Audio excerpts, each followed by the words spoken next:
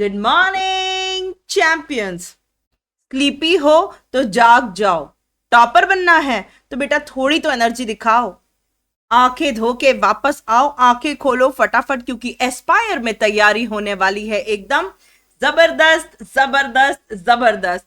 Yes, ये है part 4 of chemical reactions and equations, class 10th का चैप्टर है। And I welcome you all to Mahavir Vigyan series. Already हम बहुत कुछ कवर कर चुके हैं, हम इस चैप्टर के अंतिम चरण पे आ चुके हैं। और ये नोट्स मैं ऑलरेडी आपको बता चुकी हूं कि आपको कहाँ मिलेगा। ये नोट्स आपको मिलेंगे, बहुत ही क्रिस्प नोट्स हैं। इसको पढ़ लिया तो आपको सब कुछ फटाफट से याद आ जाएगा, जो जो मैंने आपको पढ़ाया है। You can take print out of this and you can write whatever I have taught in this. Okay, aspire excellence academy Indore telegram group में जाइए, उसको ज्वाइन करिए and you will get these notes for free. ठीक है। अगर आप इंदौर में रहते हैं, विजयनगर एरिया में रहते हैं, तो आप ऑफलाइन क्लासेस भी ज्वाइन कर सकते हैं। अगर आपको ऑनलाइन क्लासेस चाहिए तो आप इस व्हाट्सएप नंबर पे कांटेक्ट कर सकते हैं। And let me tell you, class 8th 9th 10th का foundation programme is very crisp. बहुत ही अच्छा प्रोग्राम है जिसमें आपके सारे कॉन्सेप्ट्स अच्छे से क्लियर हो जाएंगे, ताकि 11th 12th आपको मक्खन की तरह लगे। एंड नीट, आईआईटी, जेई, आपको फ्यूचर में डॉक्टर बनना हो चाहे इंजीनियर बनना हो, ये दोनों एग्जाम आपकी बिना ड्रॉप के आराम से क्लियर हो सकती है। So if you want to crack NEET और IIT JEE, that is your dream competitive exam, then join Aspire Excellence Academy. मैं आपको बहुत सारी वर्कशीट्स करवाऊंगी, आपको इतना थ्रू कर दूंगी कि आपको नीट के एग्जाम के या जेई के एग्जाम के एक दिन पहले आपको लगेगा कि मुझे सब कुछ आता है, मैं क्या ही पढूं। ठीक है, चलो। ओके, अब हम देखते हैं कि अभी हमने सारे टाइप्स ऑफ रिएक्शन देख लिए थे। अब comprehensive reactions and practical observation matrix, इसमें क्या है कि हम लोग जितने भी एक्टिविटीज है ना, वो मैंने सारी इसी में दे दी है जो एनसीईआरटी में दी हुई है। ठीक है। MgO2 गिव्स MgO, इसको अपन बैलेंस कर देंगे सबसे पहले तो। ठीक है, तो ये इस तरह से बैलेंस कर देंगे। तो ये इसमें क्या दिया हुआ है कि मैग्नीशियम की रिबन ली और उसको फ्लेम के ऊपर, वाइट फ्लेम के ऊपर, जब हमने उसको फ्लेम के ऊपर रखा तो फिर डेजलिंग वाइट फ्लेम निकलने लग गई, फॉर्म्स वाइट पाउडर। ठीक है, नीचे वाइट पाउडर बन जाता है। तो ये एक रिएक्शन हो गई।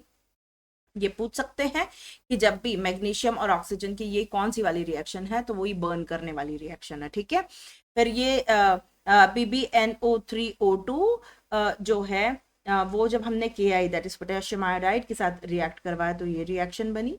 ठीक है, इसमें ये रिएक्शन क्यों बनी? क्योंकि पोटेशियम ने इसको डिस्प्लेस कर दिया। क्यों डिस्प्लेस किया?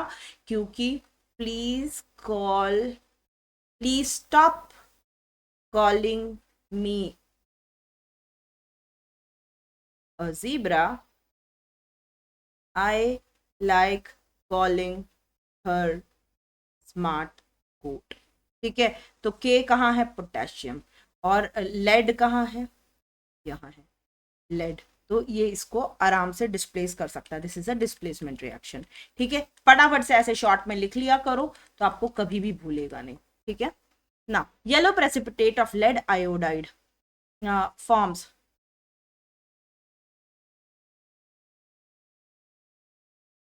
And the solution changes from colourless to yellow. ठीक है, ये लेड आयोडाइड तो इन्होंने बना दिया, लेकिन इसने क्या नहीं किया है? ठीक है, ये नहीं बनाया है। ठीक है, K2NO3 बन जाएगा। ये पूरी रिएक्शन नहीं लिखी है। ठीक है, अब इसमें क्या है? जिंक को जब सल्फ्यूरिक एसिड से ऐड करेंगे तो ZnSO4 और ये बन जाएगा। ये अगेन ये डिस्प्लेसमेंट रिएक्शन है। जिंक पहले आता है रिएक्टिविटी सीरीज में, तो इसलिए तो bubble of hydrogen gas, hydrogen gas को जब भी अपने को टेस्ट करना हो तो बस कैंडल वहां पे रख दो तो टप पॉपिंग साउंड आ जाएगा, तो पता चल जाएगा। ठीक है, और उसके बबल्स निकलने लगेंगे, यहाँ पे ये बता रहा है। ठीक है, इस तरह से बबल्स निकलने लगेंगे। ये वाली तो रिएक्शन हम लोग कई बार पढ़ चुके हैं। कैल्शियम ऑक्साइड को जैसे ही पानी में, यानी कि चूने को जैसे ही पानी में डालेंगे प्लेग लाइन बन जाएगा और बहुत ज़्यादा हीट निकलेगी। ठीक है, आयरन सल्फेट और आयरन ऑक्साइड, आयरन सल्फेट को जब हीट करेंगे तो आयरन ऑक्साइड और ये बन जाएगा। इनिशियली ग्रीन रहता है, फिर वाइट हो जाता है, देन ब्राउन हो जाता है फेरिक ऑक्साइड की वजह से। ये फेरिक ऑक्साइड है। ठीक है, with the smell of burning sulphur, sulphur की स्मेल आने लग जाती है थोड़ी। फिर AgCl यानी कि सिल्वर क्लोराइड जो है उसको जब हम सनलाइट में रखेंगे, तो जब सनलाइट में है तो इसको कौन सा रिएक्शन बोलते हैं? फोटोलाइटिक या फोटोलिटिक डीकम्पोजिशन, क्योंकि ये तोड़ रहा है। डीकम्पोजिशन। अब यहाँ पे क्या था? थर्मल था, जब हीट देंगे तो ये क्या था? Thermal decomposition. ठीक है, ये आपको सारी चीज़ें रिवाइज भी होती जा रही हैं। ठीक है, अब Na2SO4 और बेरियम क्लोराइड को जब हम मिलाएंगे तो ये डबल डिस्प्लेसमेंट रिएक्शन हो जाएगी। ये हम ऑलरेडी कर चुके हैं। बेरियम सल्फेट फॉर्म होगा जो वाइट प्रेसिपिटेट होता है। ये वाला जो होता है ये PPT बन जाता है। अभी मैंने आपको बताया था PPT यानी पावर पॉइंट प्रेजेंटेशन नहीं होता है। ये मैंने आपको बताया था कि इसको अगर यहाँ पे S लिखा है तो भी आप समझ जाओगे कि ये सॉलिड नीचे बैठ चुका है, या फिर आप इसको ये भी लिख सकते हो कि बेरियम सल्फेट जो है ये ऐसे करके नीचे बैठ गया है। ठीक है, ओके। और इवोल्यूशन, जब गैस को मतलब निकल रही है, ये गैस हमें दिखानी होती है तो हम क्या करते हैं? ऐसे लगा देते हैं। और ये बेरियम सल्फेट क्योंकि प्रेसिपिटेट है तो ऐसे लगा, एरो का ध्यान रखना, हालांकि वो सेल्फ एक्सप्लेनेटरी है। ठीक है, नाउ कॉपर और ऑक्साइड, जब उसका ऑक्सीडेशन होता है तो कॉपर ऑक्साइड बन जाता है। कॉपर ऑक्साइड जो होता है वो ब्लैक कॉपर ऑक्साइड होता है जो बन जाता है। हाइड्रोजन गैस रिलीज हो जाती है। Hydrogen gas can reduce, hydrogen gas अगर इसमें डालेंगे तो इसको रिड्यूस कर देगा टू कॉपर। अगर इसमें ये डालेंगे तो ये इसको निकाल देगा, हाइड्रोजन गैस इसको निकाल के H2O बना लेगा। ठीक है, और कॉपर फिर से खाली हो जाएगा, वापस से बैक टू कॉपर हो जाएगा गायब, ये जो है कॉपर ऑक्साइड। ठीक है, ओके। तो ये भी, ये हो गई अपनी रेडॉक्स रिएक्शन। ठीक है, यहाँ पे ऑक्सीडेशन रिएक्शन हो रही है, और जब हम हाइड्रोजन डालेंगे तो वो रिडक्शन रिएक्शन हो जाएगी। ठीक है, ये हम ऑलरेडी कर चुके हैं। ठीक है, potassium, please stop calling me zebra. I like her calling me smart goat. ठीक है, ओके। नाउ अब अब अपन को डेली लाइफ में ये देखना है। ठीक है, आज मेरा थोड़ा सा एनर्जी डाउन फील हो रही होगी आपको। तो अब कोरोजन और रेंसिडिटी के बारे में पढ़ना है, एंड दैट्स इट। ये चैप्टर खत्म हो जाएगा। ठीक है, कोरोजन में क्या होता है? Metals are gradually destroyed by chemical reactions with substances in their environment such as moisture and acid, जैसे रस्टिंग ऑफ आयरन। यानी कि कोरोजन यानी कि कोई भी चीज़ अगर खराब होने लगती है यानी सड़ने लगती है, जैसे आयरन है, आयरन के ऊपर जंग लग जाती है, या सिल्वर काला हो जाता है। आपने देखा होगा कि सिल्वर के ऑर्नामेंट्स काले पड़ जाते हैं, या फिर सिल्वर के जैसे हम लोग के घर में गणेश लक्ष्मी रखे रहते हैं तो उन्हें क्लीन करना पड़ता है। तो क्योंकि क्लीन जो सिल्वर है वो ऊपर से ब्लैक होने लगता है, ग्रीन कोटिंग आने लगती है। जैसे कॉपर के आजकल बॉटल्स चली हैं, ग्लासेस चले हैं, वेसल्स चले हैं, जग चले हैं, तो वो ग्रीन कलर के होने लग जाते हैं। That is also example of corrosion. ठीक है, प्रिवेंशन कैसे कर सकते हैं? या तो उसको कोटिंग कर लें कोई भी प्रोटेक्टिव लेयर से। तो इसीलिए क्या करते हैं, जो आयरन रहता है आयरन के ऊपर पेंट कर देते हैं ताकि वो जंग ना खाए। ठीक है, या फिर गैल्वेनाइजेशन कर देते हैं, ये आप पढ़ोगे अभी आगे। Help prevent direct exposure to oxygen and moisture. जब भी कोई भी मेटल अगर ऑक्सीजन और मॉइस्चर के कांटेक्ट में आता है तो फिर कोरोजन हो जाती है, यानी कि वो सड़ने लगता है। और इसके रिस्क को कम करने के लिए हम पेंट या गैल्वेनाइजेशन कर देते हैं। ठीक है, corrosion is very clear now. Corrosion यानी कि सड़ जाना, कोरोड हो जाना। नाउ रेंसिडिटी क्या होती है? स्मेल आ जाना। ठीक है, द स्पॉइलेज ऑफ फैट्स, यानी कि जब खट्टी स्मेल आने लग जाती है ना, जैसे आप दूध बाहर रख दें या बटर बाहर रख दें तो उसमें से स्मेल आने लग जाती है अजीब सी। The spoilage of fats and oils in food leading to unpleasant taste and smell, तो उसका थोड़ा सा खट्टा सा टेस्ट आ जाता है, कड़वा सा टेस्ट हो जाता है और स्मेल खट्टी सी आने लगती है। एग्जाम्पल स्पॉइल्ड बटर और ओल्ड कुकिंग ऑयल, अगर अपन ने रख रखी है तो वो सड़ने लगता है। टेल चिप्स, अगर चिप्स पड़ी है तो उसमें से अजीब से नहीं बोलते तेल छोड़ दिया है, दैट इज रेंसिडिटी ना। प्रिवेंशन कैसे हो सकता है?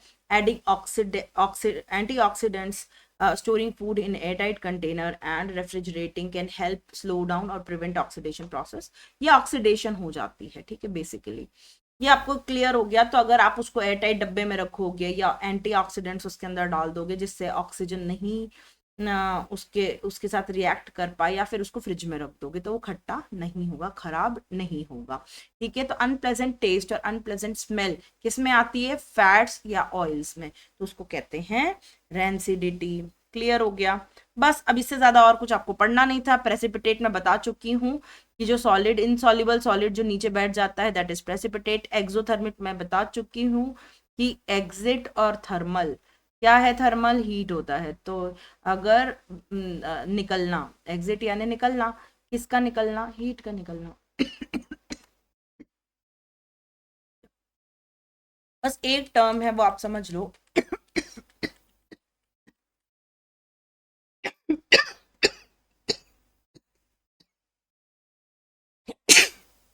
Sorry, what is catalyst? Catalyst क्या होता है? कैटलिस्ट रिएक्शन को बढ़ा देता है विदाउट बीइंग कंज्यूम्ड। यानी कैटलिस्ट ऐसा होता है जैसे हमारे बॉडी में एंजाइम्स होते हैं, आपने एंजाइम सुना होगा, दैट इज बायोलॉजिकल कैटलिस्ट।